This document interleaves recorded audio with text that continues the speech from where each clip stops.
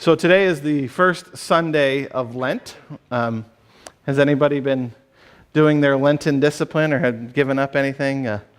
I gave up my hair for Lent.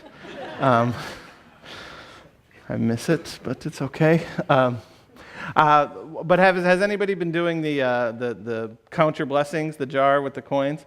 We've been doing that this week, and we found that it's starting to get a little expensive.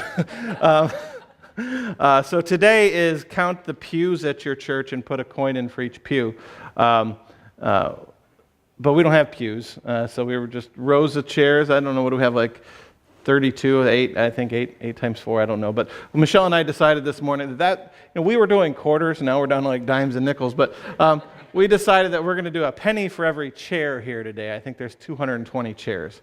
So we put $2.20 in the jar this morning.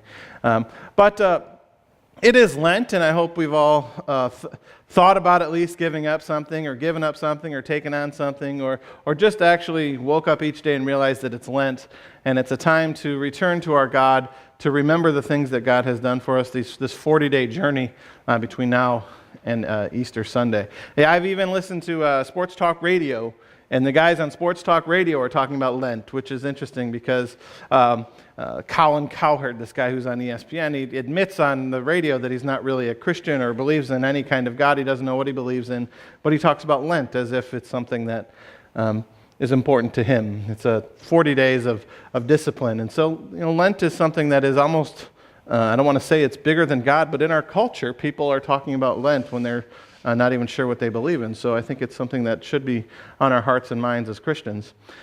And today, the one thing I'd like for you to think about giving up for Lent this year is guilt. And I think our text talks about giving up guilt, letting it go. That's what our psalm was about, letting guilt go. And so I want to start in the Garden of Eden, where Adam and Eve, they eat of the forbidden fruit. The serpent talks them into it. And for whatever reason, I always just thought it was an apple. But you read it, it doesn't say apple. The text doesn't say apple, it just says fruit. So imagine your least favorite fruit, and there you go. And so they eat of the fruit, and they realize that they're naked, and they clothe themselves, and then God comes, and they hide. And I think sin, in a number of ways, makes us want to hide. Hide away from people that we sin against. So let's talk about that. When I was a child, when I was young, and I did something bad, I hid. Anybody else hide when you're... I hid because I was afraid of punishment, right?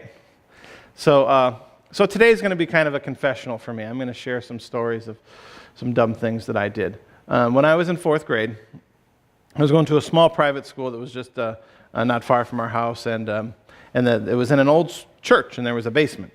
And every day, it started at 9 and went to 3, and I was in a class with like 15 kids, and it was 15 kids from like 1st grade to 5th grade.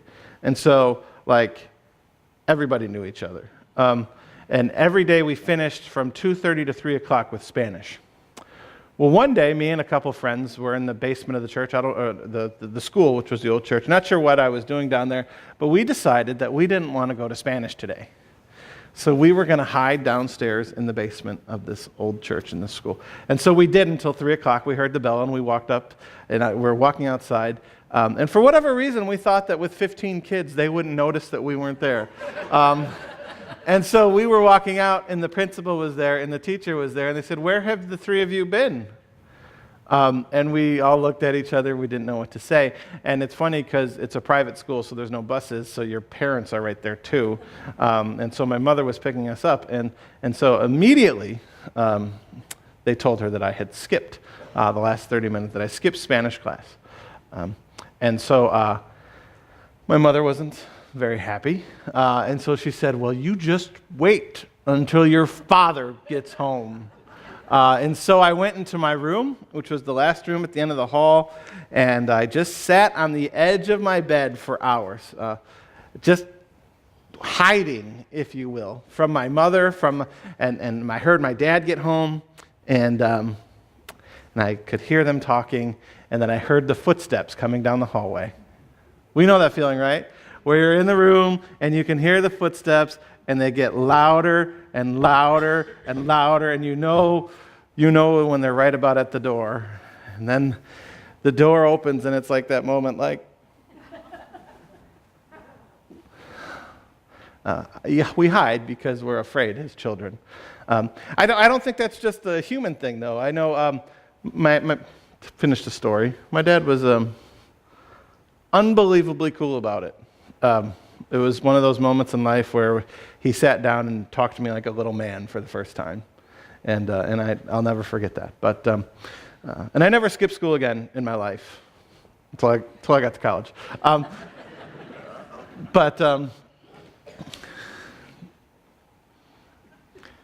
Seniors in high school, go to college. It helps your grades for sure. But I don't think those just humans who hide when they're afraid, or they. If you come over our house, you will not see our cat unless you're there for like a week. Bill and Dee, you guys have been over our house a dozen times at least. You've never seen our cat. Cat doesn't exist.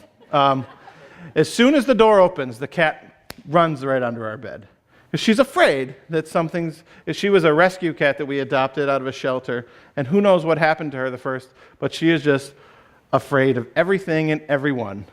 Even me, she's afraid, believe it or not, she's afraid of me. Even when I'm trying to be nice to her, she runs. She's not afraid of Michelle, though, so I don't know. But I don't know too many people that are afraid of Michelle. But it's just, I think, part of nature of being alive, that we hide when we're afraid. But there comes a point in our lives when we stop being afraid of punishment, I think. When we grow a little bit older and we realize that nobody can ground us.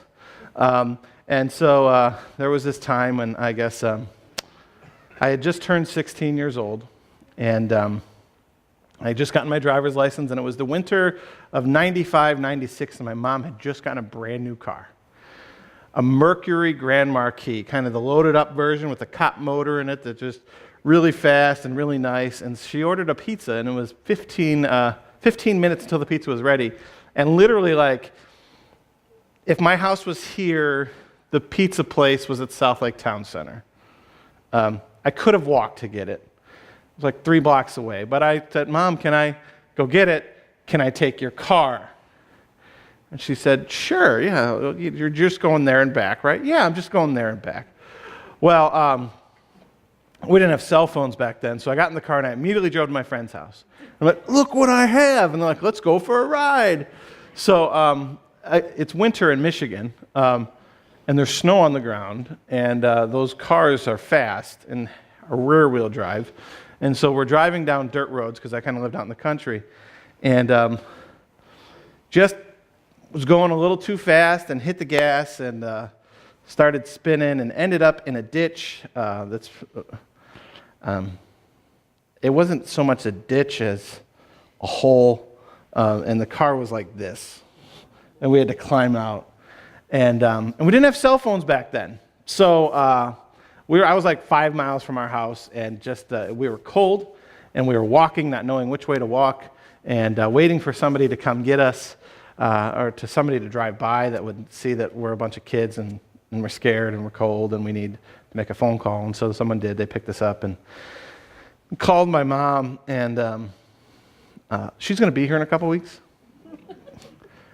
Don't bring this up.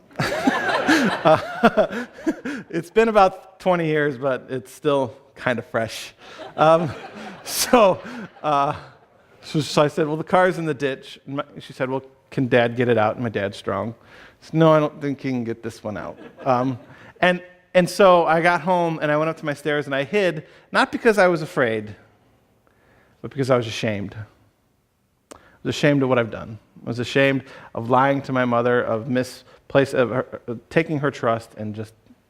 and so we hide sometimes because we're afraid. We hide because we're ashamed of what we've done, and we've hurt the people we love, not to a point where they come at us and attack us and discipline us, but to the point where they just don't even know what to say because we've hurt them. She was so excited about that car. And then there's times where I think we're just plain embarrassed by the things we've done, and we want to hide. A couple years ago when I was in seminary. We were doing my CPE at the hospital, and one of the classmates and I decided to go golfing.